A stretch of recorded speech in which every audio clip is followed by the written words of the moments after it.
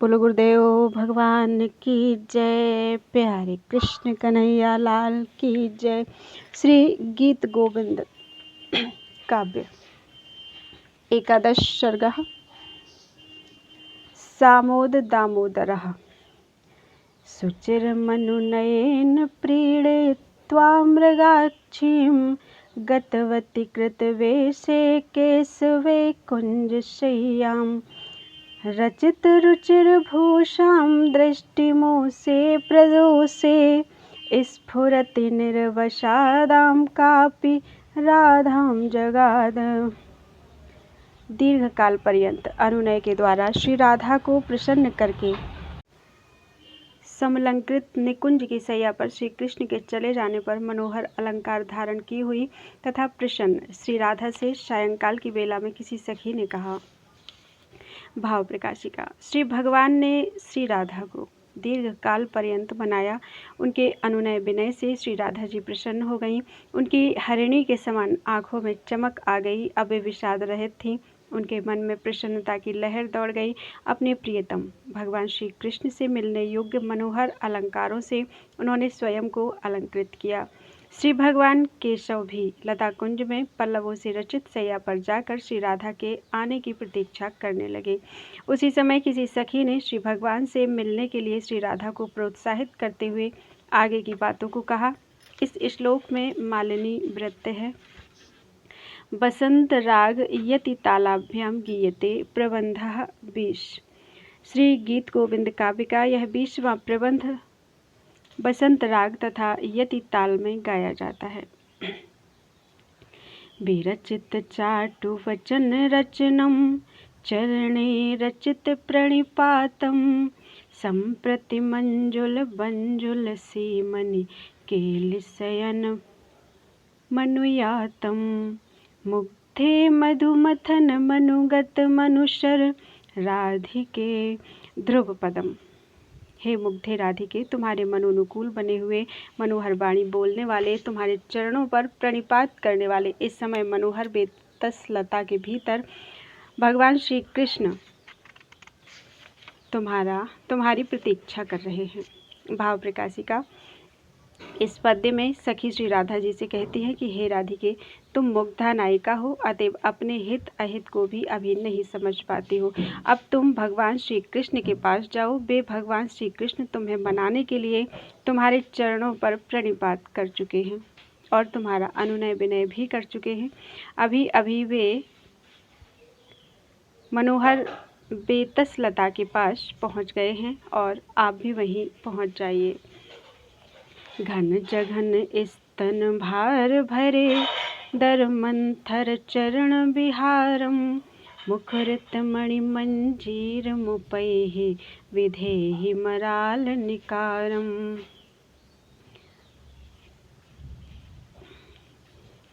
धीरे धीरे मंथर गति से चलती हुई नूपुरों की ध्वनि करती हुई ऐसी तुम हंस को भी अपनी गति से मात करती हुई वहां पर जाओ।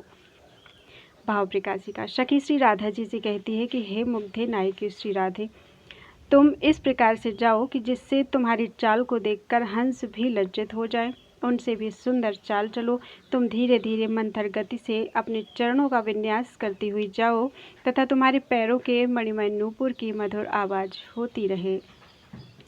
शृणु रमणीयतरं तरुणी जन मोहन मधुपविरावम कुसुम सरासन शासन वंदिनी पिकनिक रे भज भावम।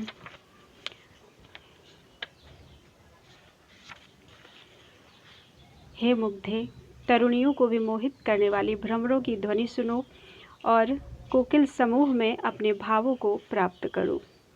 भाव प्रकाशिका। सखी कह रही है कि इस बसंत ऋतु की बेला में चारों ओर भ्रमर समूह गुंजन कर रहा है, जिसे सुनकर तरुणियां मोहित हो जाया करती हैं। जिसका अभिप्राय यह है कि जिस प्रकार भौरे कृष्ण वर्ण के हैं, उसी प्रकार श्री कृष्ण भी श्याम वर्ण के हैं। भ्रमरों की गुंजन ध्वनि से तरुणियों का मन मोह जाता है। श्री कृष्ण की भी अनुनयपूर्ण मीठी मीठी बातों से तरुणियों का मन मोह में पड़ जाता है। उसी प्रकार तुम भी अपनी कोकिल से भी मनोहर ध्वनि के द्वारा कुसुम सायक भगवान के पास जाओ। अनिल तरल किशलय निकरेण करेण लता निकुरम्बम प्रेरणमेव करभोरु करोति गतिम प्रतिमुंच विलंबम। वायु से चंचल बने हुए किशलय समूह रूपी हाथ से लता समूह मानो तुम्हें प्रेरित कर रहा है, अतएव हे करभोरु जाने में विलंब ना करो। भाव प्रकाशिका। इस पद्य में सखी श्री राधा जी से कहती हैं कि हे सखी, यह इतनी मादक बेला है कि इसमें जड़ जंगम सभी काम भावना से परिपूर्ण हो गए हैं। यह हे करभोरु, यह लताओं का समूह मलयानिल से चंचल बने हुए नवपल्लव समूह रूपी हाथों से तुम्हें भगवान श्री कृष्ण के पास पहुंचाने के लिए मानो प्रेरित कर रहा है, अतएव अब भगवान श्री कृष्ण के पास आप पहुंचने में देर ना करें। स्फुरित मनंग तरंग वशादिव सूचित हरि परिरंभम प्रच्छ मनोहर हार विमल जलधार मम मुकुच कुंभम। मनोहर हार रूपी विमल जलधारी युक्त श्री हरि के आलिंगन को सूचित करने वाली तुम अपने हृदय की बात सुनो। भाव प्रकाशिका। इस पद्य में सखी कहती है कि हे श्री राधिके, तुम मेरी बातों को भले न मानो, किंतु अपने हृदय की भाषा तो समझो और भगवान के पास जाओ। अधिगतम अखिल सखी भिरिदम तव बपुरपिरतिरण सज्जम चंडी रसित रसनावडिडिंडिम अभिसर सरसम लज्जम। हे चंडी, सखियों ने यह जान लिया है कि तुम्हारा यह शरीर भगवान के लिए सजा हुआ है, अतएव अनुराग पूर्वक बिना किसी लज्जा की बजती हुई करधनी की आवाज रूपी डिंडिम घोष को करते हुए तुम कृष्ण के पास जाओ। भाव प्रकाशिका। इस पद्य में सखी श्री राधा जी से कहती है कि तुम्हें श्री भगवान के पास जाने में लज्जा नहीं करनी चाहिए, क्योंकि यहाँ कोई दूसरा तो है नहीं, सखियाँ ही हैं। सभी सखियों ने इस बात को अपनी तरह से जान लिया है कि तुम्हारा यह जो अलंकारों से समलंकृत शरीर है वह भगवान के लिए ही सजा है, अतः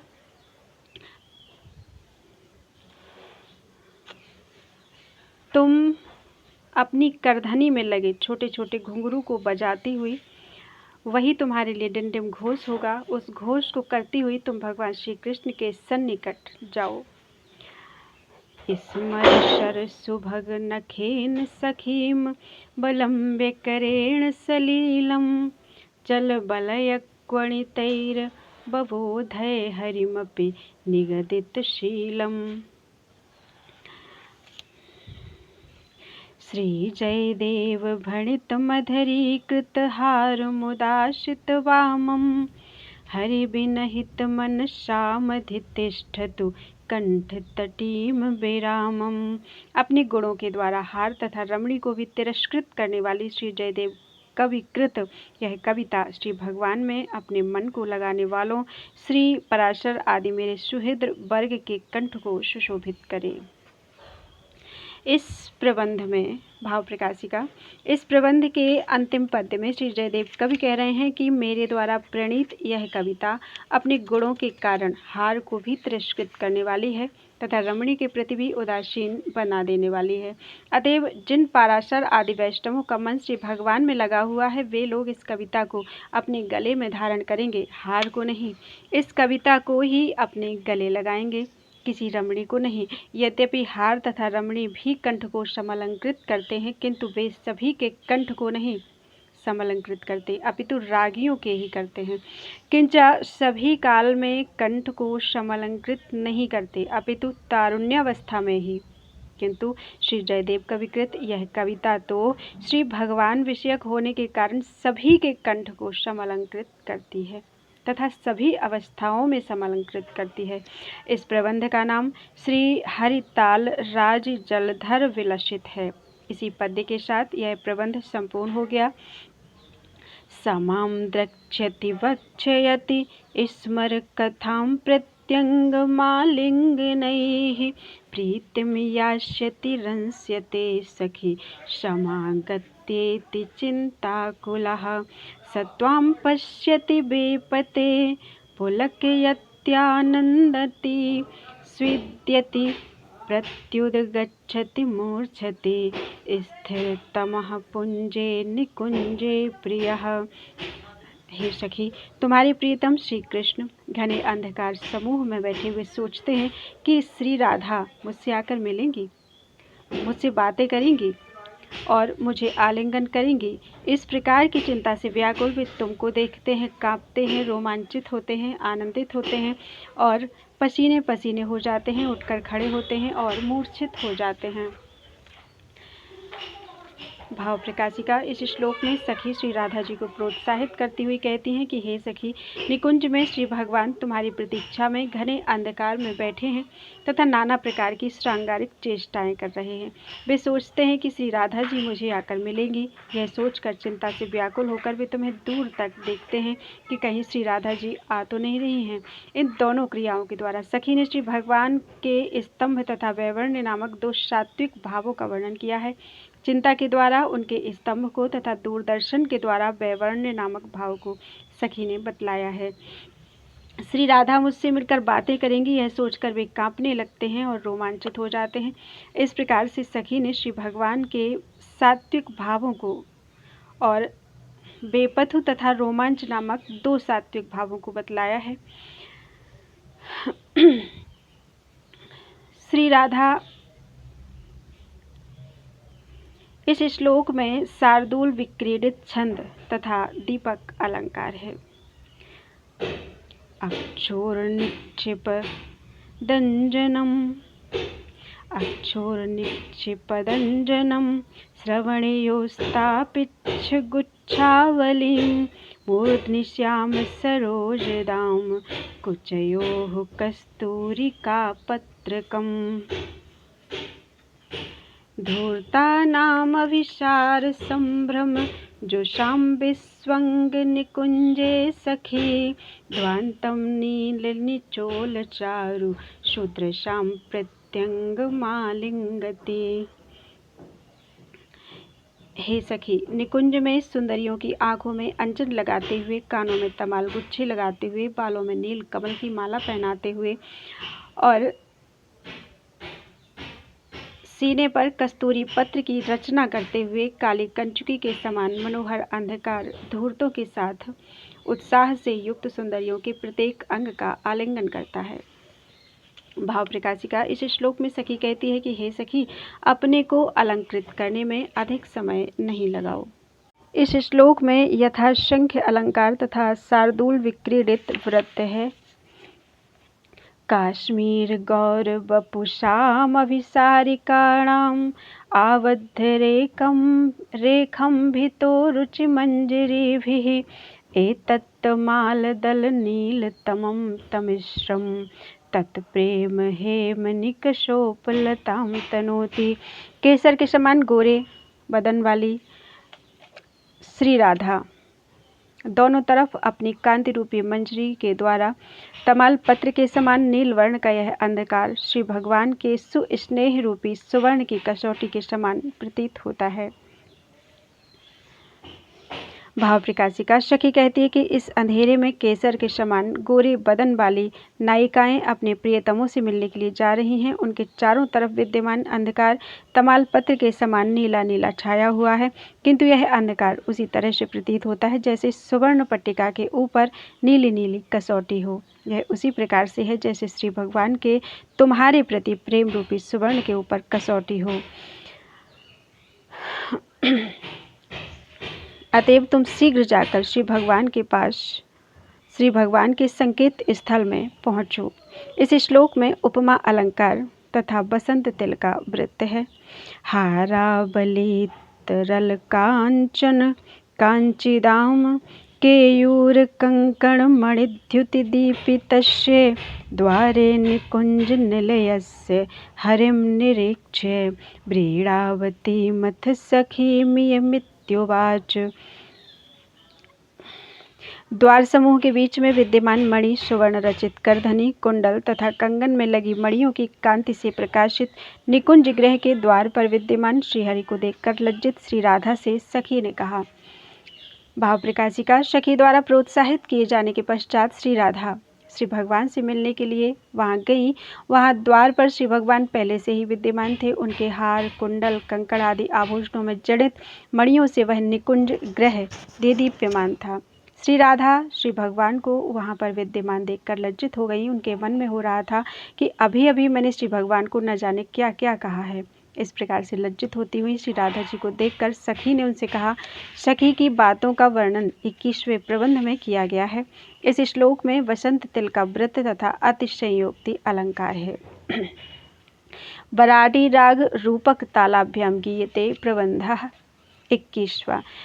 इस गीत गोविंद काव्य का 21वां प्रबंध बराडी राग तथा रूपक ताल से गाया जाता है। मंजुतर कुंज तल केलि सदने बिलस रतिरभ सह सित वदने प्रविश राधे माधव समीप में। ध्रुव पदम। भाव प्रकाशिका। पहले अनुवाद। हे राधे, उत्साह से मुस्कुराने वाली श्री राधे, इस निकुंज में माधव के समीप आप जाएं।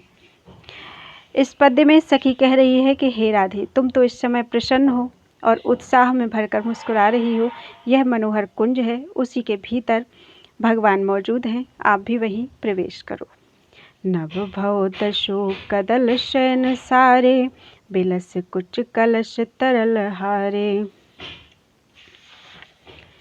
कुसुम चय रचित सुचिवास गेहे बिलस कुसुम सुकुमार देहे मृदु चल मलय पवन सुरभिषीते बिलस मदन शरनिकर भीते बितत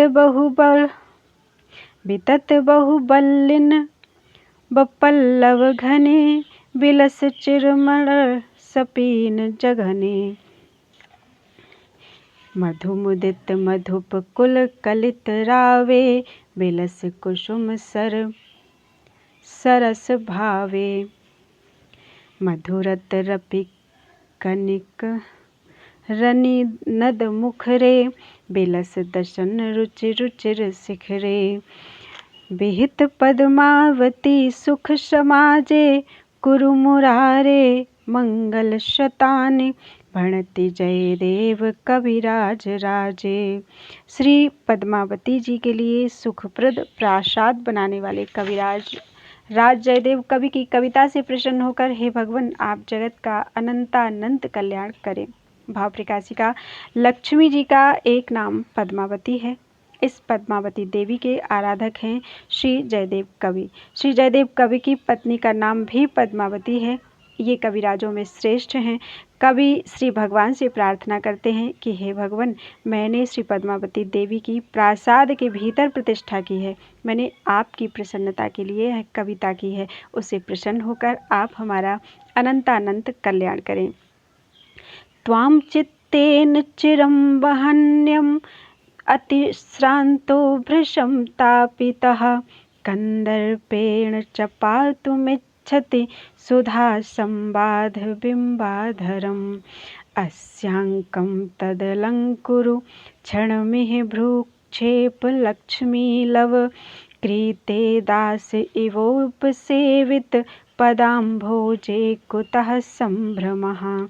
हे श्री राधे, तुमको हृदय में दीर्घ काल से धारण करने के कारण श्री भगवान अत्यंत शांत हो चुके हैं। ये तुम्हारे अमृत के समान लाल लाल होठों का पान करना चाहते हैं।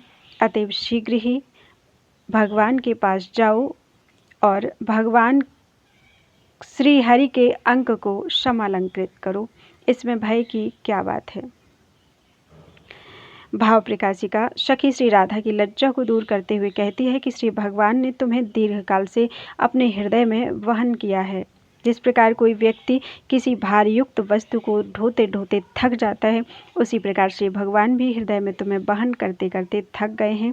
इसके लिए वे चाहते हैं कि तुम्हारे अमृत के समान स्वाद अधर बिंब का पान करें। तुमने जो इनके ऊपर प्रेम पूर्वक कटाक्षपात किया है, उसके मूल्य से ये तुम्हारे दास हो गए हैं। जिस तरह कोई दास अपने स्वामी के चरणों की सेवा करता है, उसी तरह ये जब तुम्हारे चरणों की सेवा कर रहे हों, उस समय तुम बिना किसी संकोच के इनको समलंकृत करना, अर्थात इनकी गोद में बैठना। इसमें कोई भी लज्जा करने की बात नहीं है। इस श्लोक में शार्दूल विक्रीडित छंद तथा रूपक एवं उत्प्रेक्षा अलंकार है। सानंदम गोविंदे लोललोचना सिंजान मंजु मंजीरम प्रविवेशाभिवेशनम।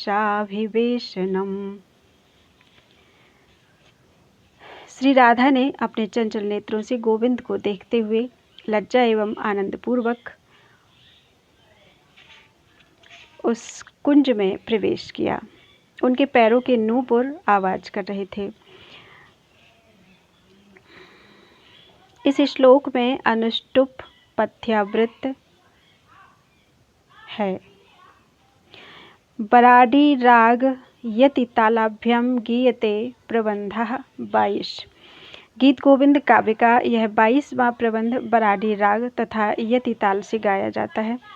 राधा बदन विलोकन विकसित विविध विकार विभंगम जल निधि में विविधु मंडल दर्शन तरलित तुंग तरंगम हरिमेक रसम चिरम अभिलिषित विलासम सा ददर्श गुरु हर्ष वंशवद बदन मनंग निवासम।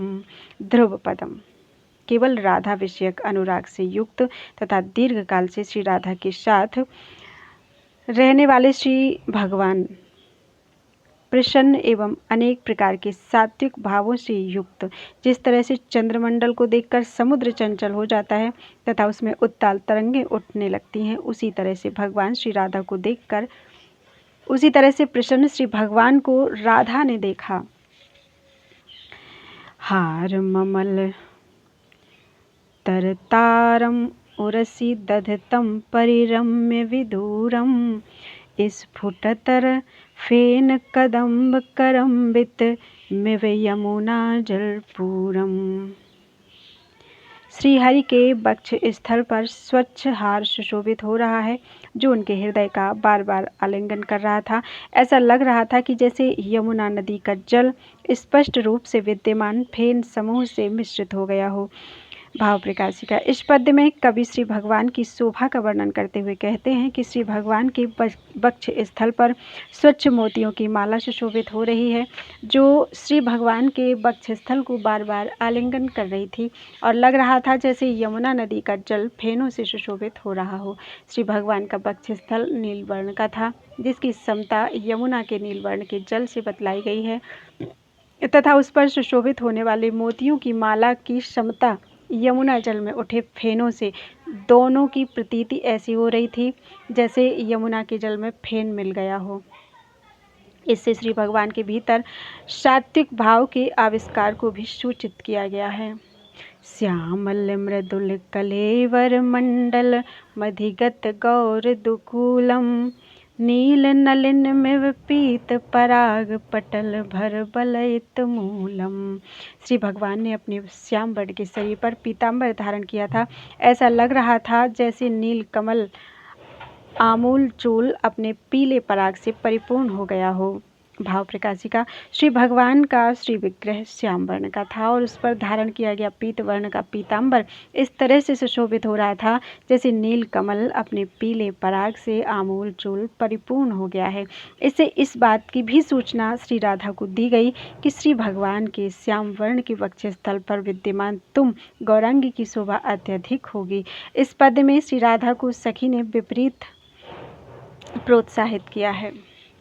तरल दृगंचल नम मनोहर बदन जनित रति रागम स्फुट कमलोदर खेलित खंजन युग में सरदि तड़ागम।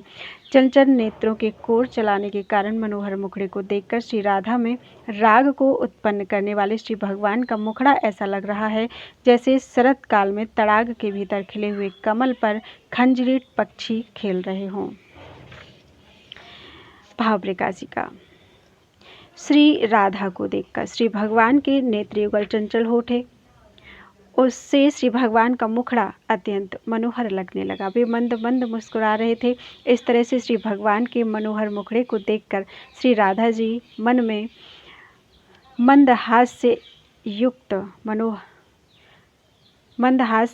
मुक्त मनोहर मुखड़ा राधा जी का मनोहर लग रहा था। उनके चंचल दोनों नेत्र कमल पर क्रीड़ा करते हुए दो खंजीर पक्षी के समान लग रहे थे।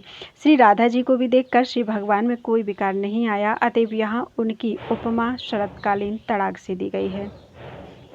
बदन कमल परिशीलन मिलित मिहिर सम कुंडल शोभम स्मित रुचि रुचि रसमुल्लसित अधर पल्लव कृत रति लोभम। श्री भगवान के कानों में लगे कुंडल द्वय ऐसे प्रतीत हो रहे थे मानो श्री भगवान के मुख कमल का परिशीलन करने के लिए दो सूर्य मिल रहे हों। मंद मुस्कान की कांति से मनोहर तथा उत्कंठित अधर पल्लव के द्वारा श्री राधा जी की सुरतेक्षा को उत्पन्न करने वाले श्री भगवान हैं।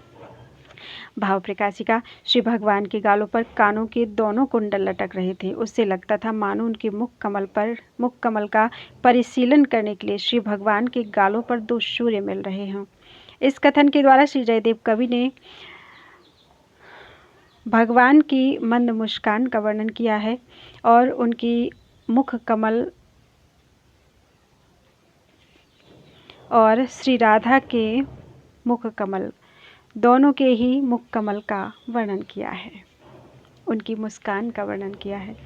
शशि किरण छुरितोदर जलधर सुंदर सुकुसुम केशम तिमिरोदित विधुमंडल निर्मल मलयज तिलक निवेशम। पुष्पों से समलंकृत श्री भगवान के काले काले बाल ऐसे लग रहे थे मानो बादल के भीतर चंद्रमा छिपा हो। किंच श्याम वर्ण के मुखमंडल पर लगा हुआ चंदन का तिलक ऐसे सुशोभित हो रहा था जैसे अंधकार के बीच पूर्ण चंद्र उदित हुआ हो। भाव प्रकाशिका। श्री भगवान के केसों के बीच बीच में पुष्प लगे हुए थे। उन काले काले बालों के बीच में विद्यमान उजले उजले पुष्पों की शोभा ऐसी लग रही थी जैसे काले काले मेघों के भीतर चंद्रमा छिपा हो। श्री भगवान ने अपने श्यामवर्ण के मुखमंडल पर चंदन का तिलक लगा रखा था। उसकी शोभा ऐसी हो रही थी जैसे अंधकार के बीच पूर्ण चंद्रमंडल उदित हुआ हो। अंधकार के बीच चंद्रमा नहीं उदित होता, अतएव यह अभूतोपमा का मनोहर उदाहरण है।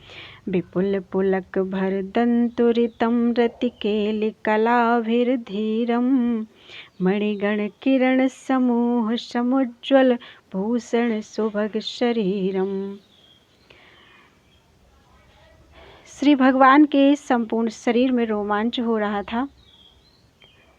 मणि समूह की कांति से देदीप्यमान होने के कारण श्री भगवान का श्री विग्रह सुशोभित हो रहा था। भाव प्रकाशिका।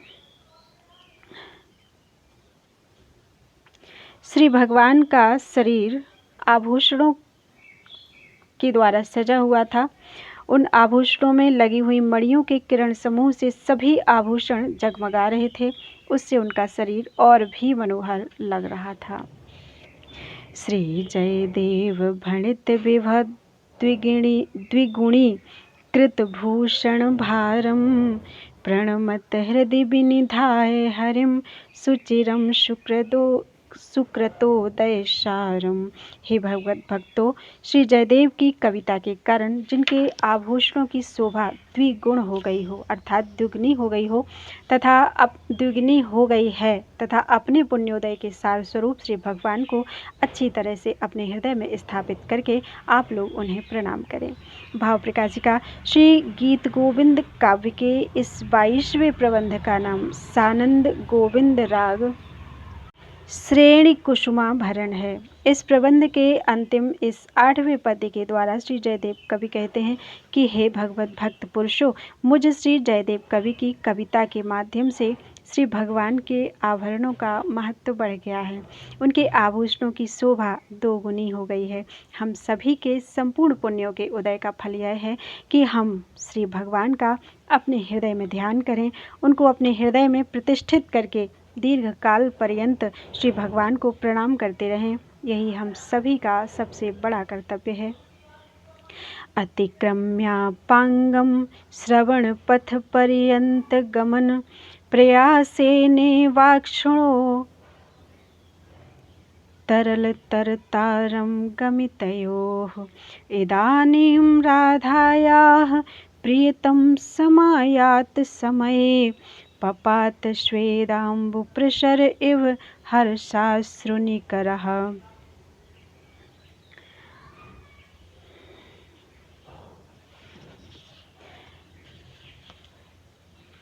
भजन्त्यास्तल्पान्तं कृतकपटकण्डूतिपिहितस्मितं याते गेहाद् बहिर्वहिताली परिजने प्रियास्यं पश्यन्त्याः स्मरपरवशाकुतसुभगं सलज्जा लज्जापि व्यगं दिवदूरं मृगदृशः।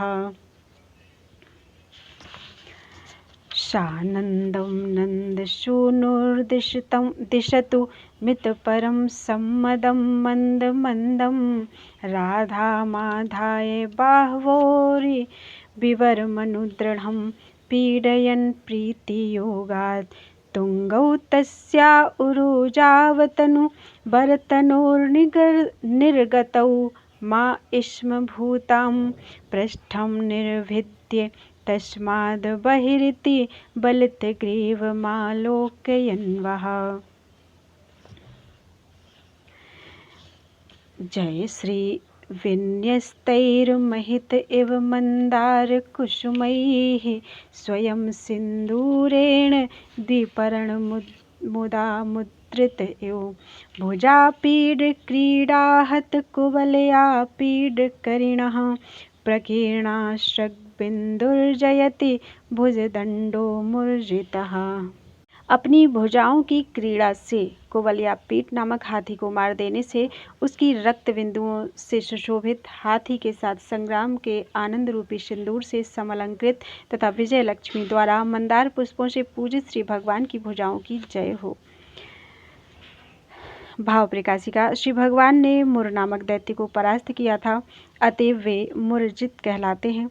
श्री भगवान की भुजाओं को सर्वोत्कृष्ट बतलाते हुए कवि उनकी जय जयकार मनाते हुए कहते हैं कि श्री भगवान ने अपनी भुजाओं की माला द्वारा ही कंस के कुवलयापीठ नामक हाथी को मार दिया था।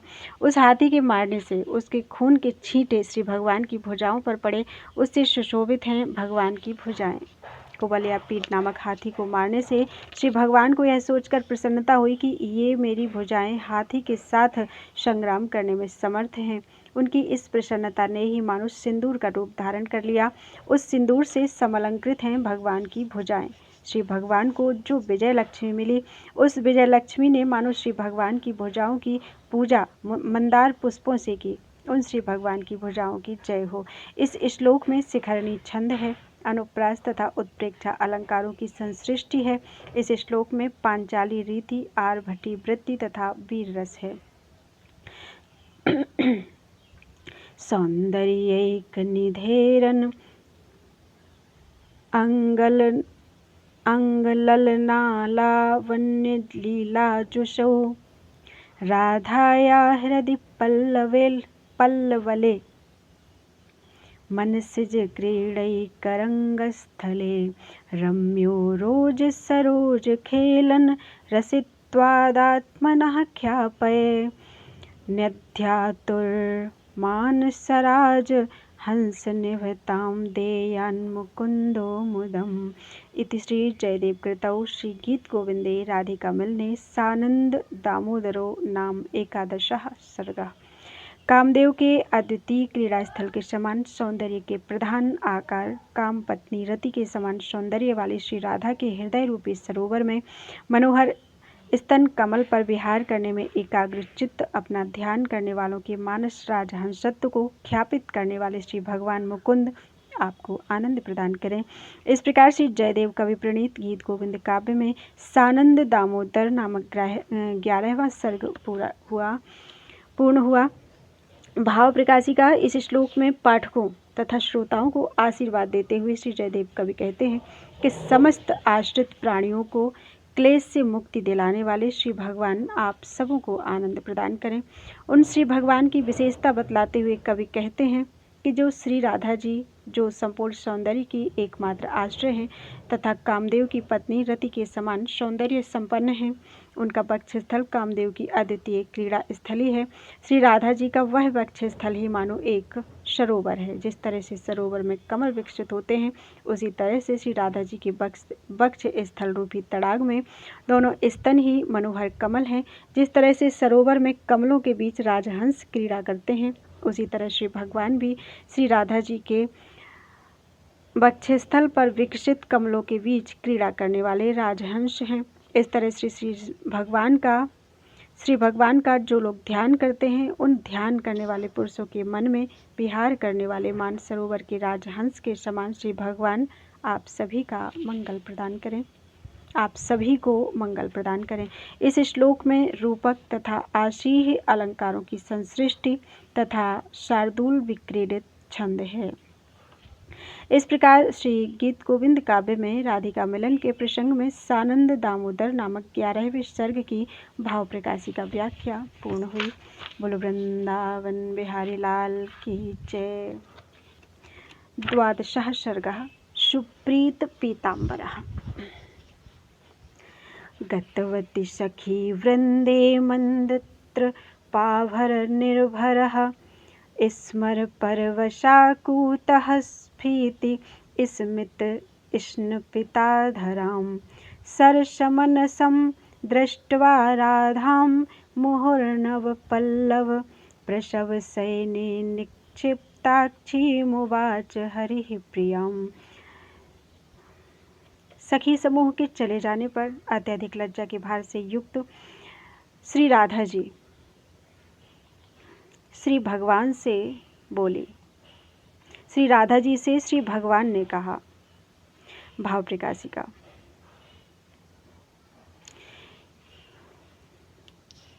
अभी तक राधा जी श्री भगवान से बोल नहीं रही थी।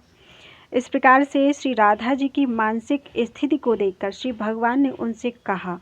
इस श्लोक में हरिणी वृत्त है। इस सर्ग की नायिका श्री राधा स्वाधीन भर्तृका नायिका है।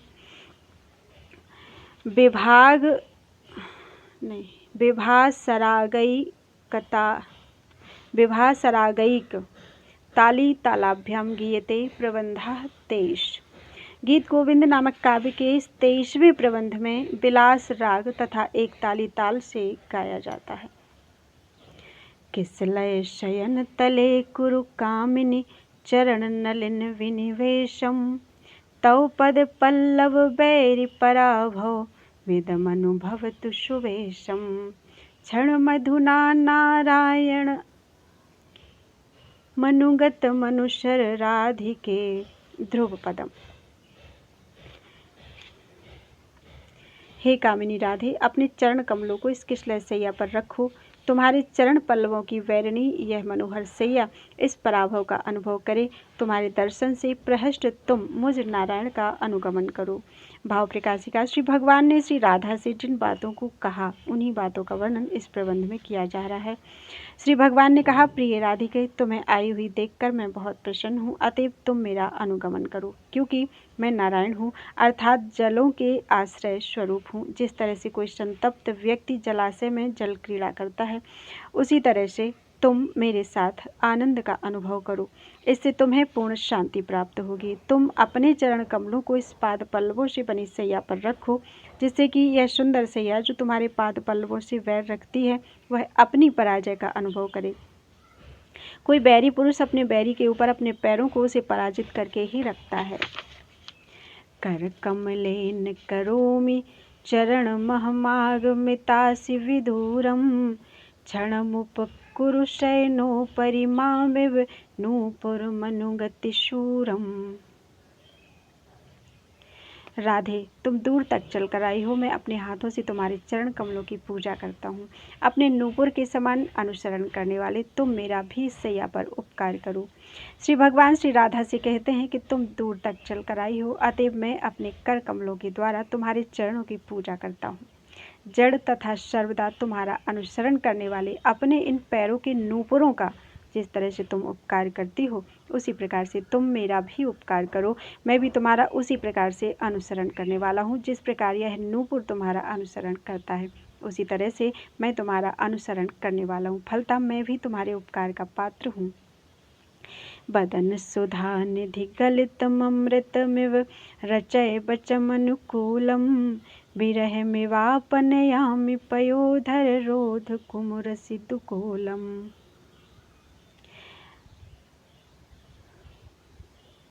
अपने मुखचंद्र से निश्चित अमृत के समान अनुकूल बातें करो।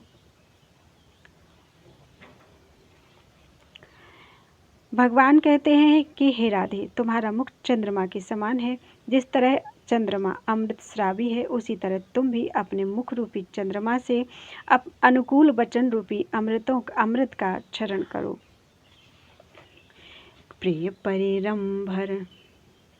प्रिय परिरंभण रभस वलितमिव पुलकितमति दुर्पापम मधुरसि कुच कलशम विनिवेशय सोशय मन सृजतापम।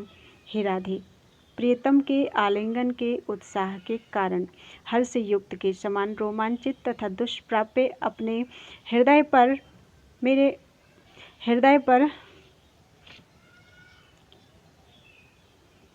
मेरे हृदय पर अपना हाथ रख दो।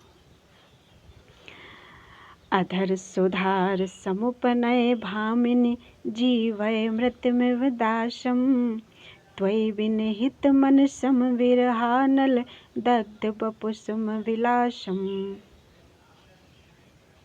भामिनी, तुम में ही मन को लगाए रखने के कारण विरहाग्नि से दग्ध तथा विलास रहित, अतएव मुझ मरे जैसे दास को अधरामृत का पान कराकर जिलाओ।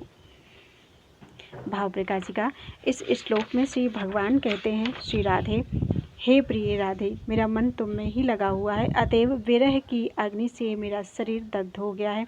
फलतः तुम्हारे वियोग में मैं मरे जैसा हो गया हूँ। अतएव किसी प्रकार की चेष्टा से रहित हूँ। मैं तुम्हारा दास हूँ। तुम मुझ पर कृपा करके मुझे अपना अधरामृत का पान कराकर जीवित कर दो।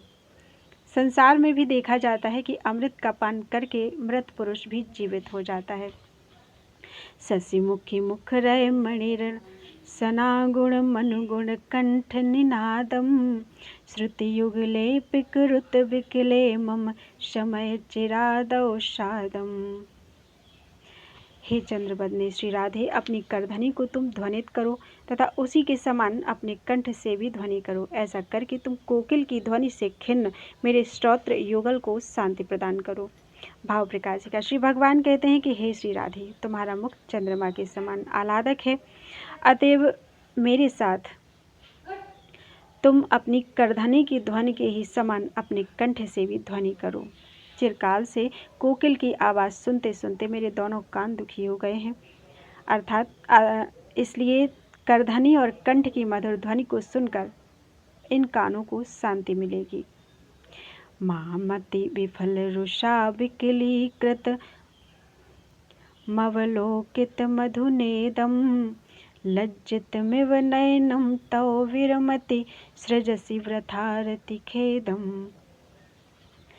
श्री जयदेव भणितमिदमनुपद निगदित मधुरिपुमोदम जनयतु रसिक जनेषु मनोरम रतिरस भाव विनोदम।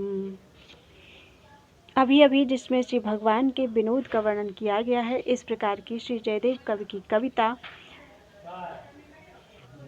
रसिक जनों में मनोरम राग को उत्पन्न करे। श्री जयदेव कवि प्रणीत गीत गोविंद काव्य के इस प्रबंध का नाम मधुरिपुमोद विद्याधर लीला है। इस प्रबंध में श्री जयदेव कवि ने श्री भगवान के प्रमोद का वर्णन किया है। श्री जयदेव कवि कहते हैं कि रसिकों की गोष्ठी में बड़ी ही महत्ता इसकी स्वीकार की जाती है। यह रसराज कहलाता है। इस प्रबंध में रतिरस से ही संबंधित श्री भगवान का प्रमोद वर्णित है, अतएव यह प्रबंध रसिकों में मनोहर रतिरस को उत्पन्न करे। प्रत्यूहः पुलकाङ्कुरेण निबिडाश्लेषे निमेषेण च क्रीडाकूतविलोकितेधर सुधापाने कथाकेलिभिः आनन्दाधिगमेन मन्मथकलायुद्धेऽपि यस्मिन्नभूत् उद्भूतः स तयोर्बभूव सुरतारम्भः प्रियं भावुकः। दोर्भ्यां संयमितः पयोधरभरेण पीडितः पाणिजैराविद्धो दशनैः छताधरपुटः श्रोणीतटे नाहतः हस्तेनानमितः कचेधरमधुस्यन्देन सम्मोहितः कान्तः कामपि तृप्तिमाप तदहो कामस्य वामागति। वामाङ्गे रतिकेलिसङ्कुलरणारम्भे तथा साहसप्रायं कान्तजयाय किञ्चिदुपरि प्रारम्भे यत् सम्भ्रमात् निस्पन्दा जगनस्थली शिथिलिता दौर्बल्यरुत्कम्पितं वक्षोमीलितमक्षिपौरुषरसः स्त्रीणां कुतः सिद्धयति। तस्याः पाटलपाणिजाङ्कितमुरो निद्राकषाये तृशौ निधौताधरशोणिमा विलुलितस्रजो मूर्धजाः काञ्चीदामदरश्लथा चञ्चलमिति प्रातर्निखातैर्दृशो रेभिः कामसरैस्तदद्भुतं भूत्पत्युर्मनः कीलितम्।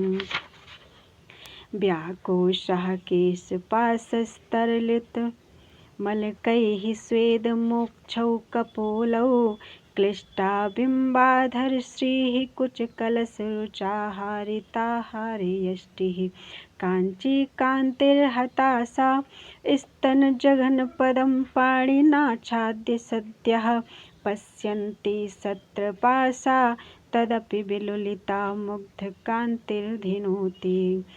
ईसन्मीलितदृष्टिमुग्धविलसत्सीत्कारधारावसाद् व्यक्ताकुलकेलिकाकुवि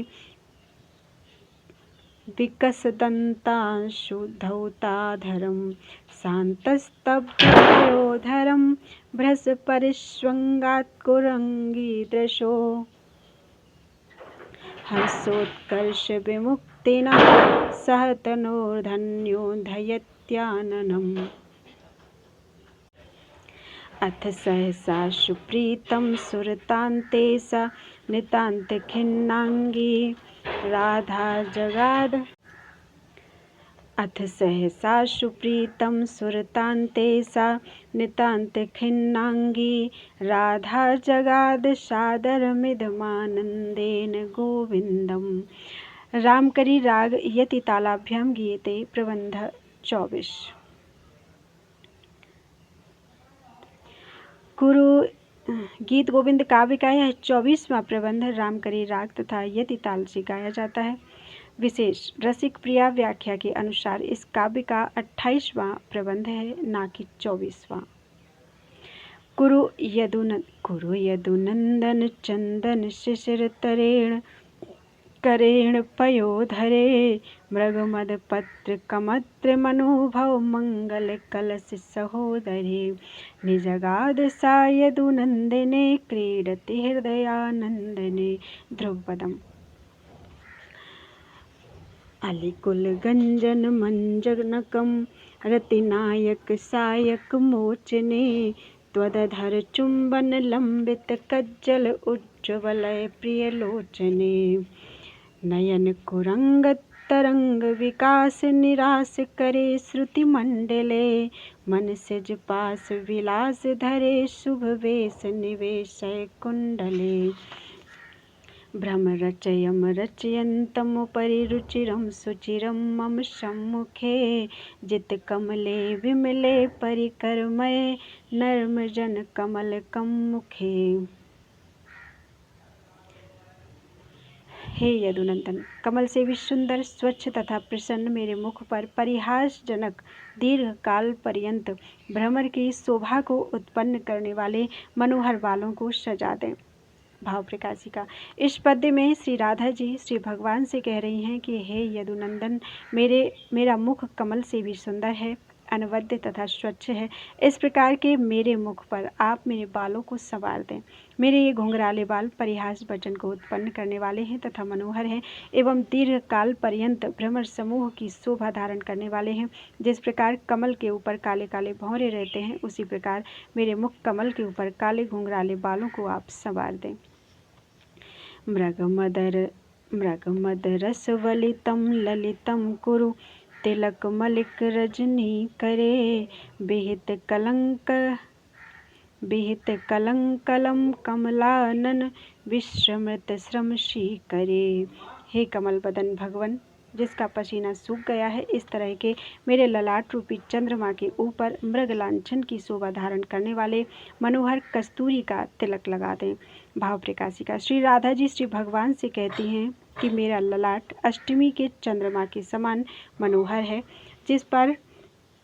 जिस प्रकार अष्टमी के चंद्रमा के ऊपर मृग लांछन सुशोभित होता है, उसी प्रकार आप मेरे विशाल भाल पर मृग लांछन के समान मनोहर कस्तूरी का तिलक लगा दें। मम रुचिरे चिखुरे कुरुमानद मन सिज ध्वज चामरे रति गलिते ललिते कुसुमान शिखंड कडामरे।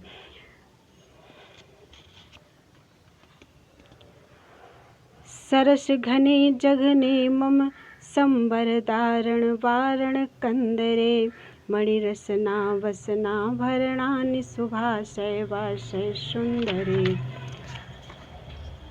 श्री जयदेव बचसि रुचिरे सदयं हृदयं कुरु मंडने हरिचरण स्मरणामृत निर्मित कलिकलुष ज्वर खंडने। श्री भगवान के चरणों का स्मरण रूपी अमृत के द्वारा जिन्होंने कलि के पाप रूपी ज्वर को विनष्ट कर दिया है, उन श्री जयदेव कवि की वाणी को अलंकृत करने में अपने हृदय को सदैव बनाएं। भाव प्रकाशिका। श्री जयदेव कवि इस पद्य में कह रहे हैं कि हे भगवान, आप इस मंडन क्रिया को संपादित करने के लिए अपने हृदय को दया युक्त बनाएं। यह मंडन श्री जयदेव की पत्नी के सानिध्य के कारण उत्कर्षप्रद तथा उसका विषय श्री जयदेव कवि की वाणी है। श्री जयदेव कवि की यह वाणी श्री भगवान के चरणों के स्मरण रूपी अमृत के द्वारा कलिजन्य पाप को विनष्ट करने में समर्थ है। रचय कुचयोश्चित्रं पत्रं कुरुस्य कपोलयोर घटय जघने कांची मुग्ध सृजा कबरी भरम कलय बलय श्रेणीं पाणौ पदे मणिनूपुरा विति निगदितः प्रीतः पीताम्बरोऽपि तथा करोति।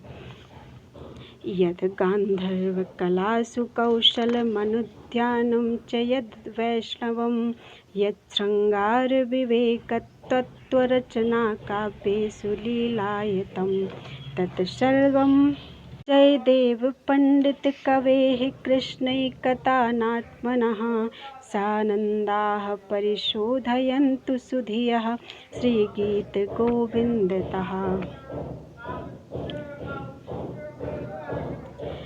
जो गांधर्व कला का कौशल है, श्री भगवान का जो चिंतन है, जो श्रृंगार रस का तात्विक विवेचन है तथा जो काव्य प्रणयन की लीला है, उन सभी को श्री कृष्ण भगवान में एकाग्र बुद्धि वाले श्री जयदेव पंडित कवि के गीत गोविंद नामक काव्य से ही विद्वान लोग आनंदपूर्वक प्राप्त करें। भाव प्रकाशिका। इस श्लोक में श्री जयदेव कवि विद्वानों से प्रार्थना करने की ब्याज से आत्मश्लाघा कर रहे हैं। वे कह रहे हैं कि विद्वान लोग इस गीत गोविंद नामक काव्य में विद्यमान निम्नांकित वस्तुओं की परीक्षा करें, क्योंकि किसी भी वस्तु की प्रामाणिकता तब तक नहीं मानी जाती जब तक कि उस वस्तु की परीक्षा विद्वान लोग ना कर लें। जिन वस्तुओं की परीक्षा करने के लिए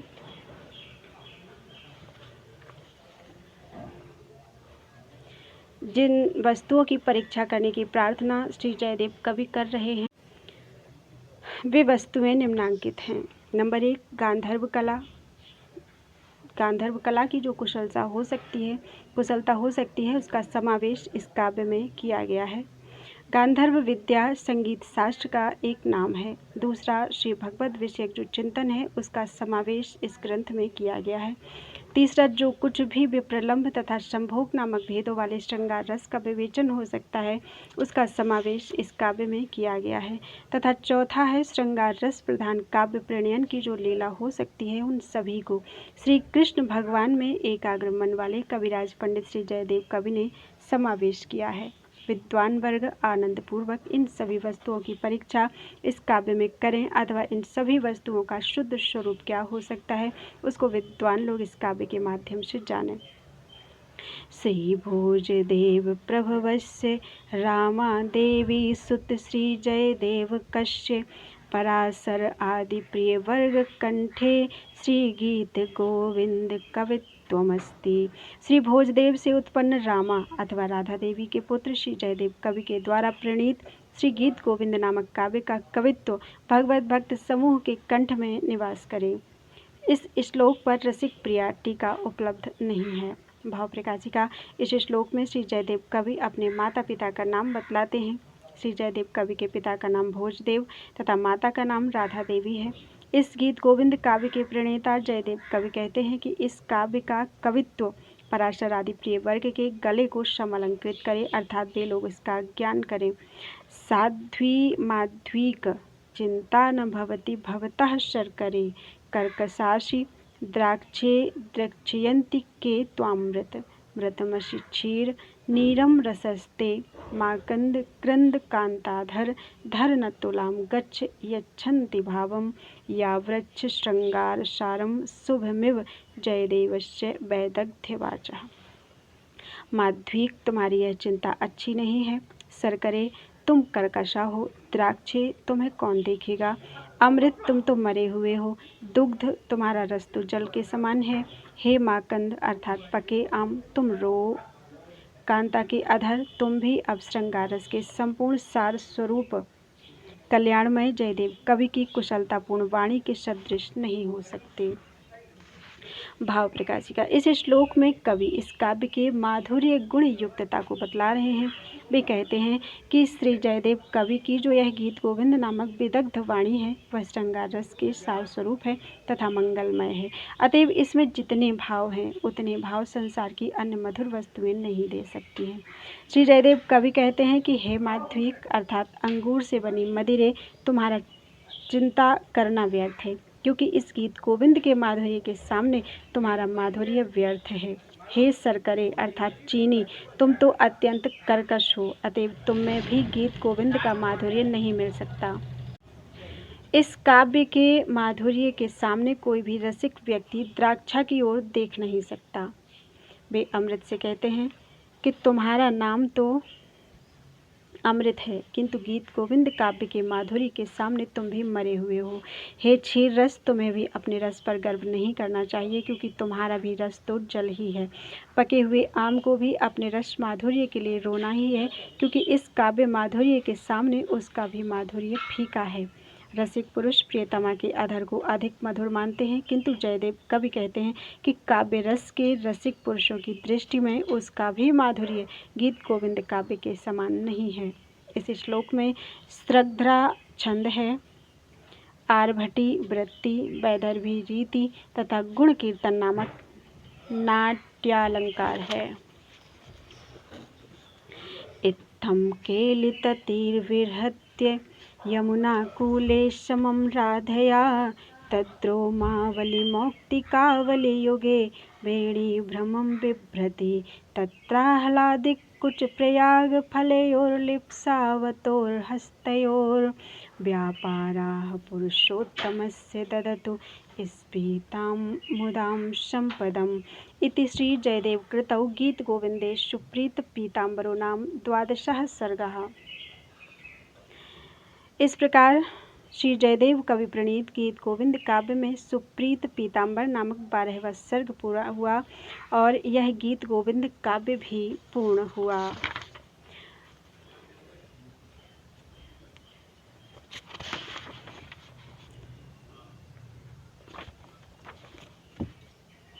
इस प्रबंध को रसिक प्रियाकार ने 28वां प्रबंध माना है, जबकि गीत गोविंद में से 24वां प्रबंध ही बतलाया गया है। इस प्रबंध का नाम सुप्रीत पीताम्बर ताल श्रेणी बतलाया गया है। इस श्लोक में सांगरूपक अलंकार है। इस श्लोक की नायिका श्री राधा स्वाधीन भर्तृ का नायिका है और इस श्लोक में शार्दूल विक्रीडित वृत्त है।